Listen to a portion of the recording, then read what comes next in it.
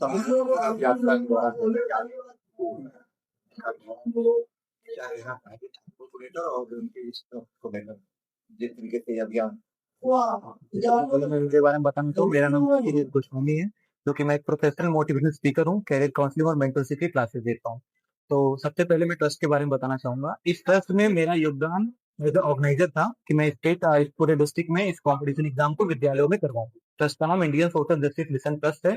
जैसा कि आप लोगों को इसके नाम से ही पता चल रहा है कि संविधान संकल्प यात्रा प्रतियोगिता से ये इस प्रतियोगिता आपके डिस्ट्रिक्ट में कराई गई थी। डिस्ट्रिक्ट का नाम आजमगढ़ था, जहाँ पे लगभग लगभग 150 स्कूल के बच्चे इसमें पार्टिसिपेट किए थे।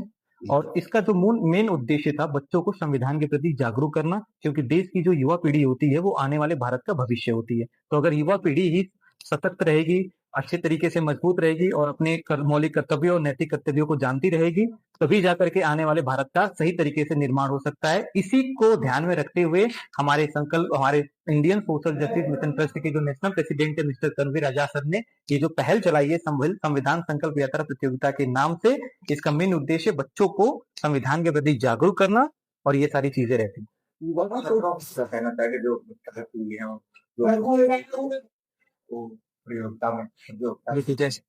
बिल्कुल। जैसा कि जेएनएफ इंटर कॉलेज गोपालपुर की जो 2 बच्चियां हैं क्लास 11th में, दोनों ही बच्चियां क्लास 11 की थी, जिसका सेकंड स्थान पे जो बच्ची इनाम पाई है वो टैबलेट, उनका नाम अंबिका सिंह है। और जो तृतीय स्थान पे इनाम पाई है उनका नाम मीनाक्षी चौरसिया है, जो कि दोनों जेएनएफ इंटर कॉलेज में पढ़ती हैं बच्चियां। तो मैं यही कहना चाहूंगा कि ये जो 2 बच्चियां हैं ये काफी लगनशील बच्चियां हैं। इस स्कूल में जितने भी बच्चे, क्योंकि मैं इस स्कूल में एज अ ट्रेनर काम करता हूँ एवरी बुधवार आकर के, तो मैं ये देखता हूँ कि इस विद्यालय में अनुशासन व्यवहार को लेकर के बहुत अच्छे तरीके से चीजें चलती हैं। तो ये बच्चियां काफी लगनशील हैं। इस विद्यालय के सभी टीचर्स मिलकर इन बच्चियों का सहयोग किए हैं कि संविधान के बारे में इंटरनेट से चीजें ढूंढना, बताना, उनको गाइड करना और इनको कंपटीशन के लिए तैयार करने के लिए इन्होंने बहुत बहुत योगदान दिया है इस पूरे विद्यालय में। इस मौके पे मैं और छात्रों को ये संदेश देना चाहूंगा कि देश की जो युवा पीढ़ी है वो हमारे जो देश की युवा पीढ़ी है वो इस समय पूरी तरीके से भटक रही है। इस तरीके की समाज सेवी संस्थान इसी तरीके से कार्यक्रम कराते रहेंगे तो हमारे देश की युवा पीढ़ी पूरी तरीके से मजबूत होती चली जाएगी। और इस कार्यक्रम के माध्यम से मैं बच्चों को यही आश्वासन देना चाहूंगा कि आप भी ऐसे कार्यक्रम में शामिल होते रहिए और अपने आप को आगे बढ़ाते रहिए और अपने प्रतिभा, अपने टैलेंट को आगे दिखाते रहिए, ताकि आपको और अपॉर्चुनिटीज और मौके मिलते रहे।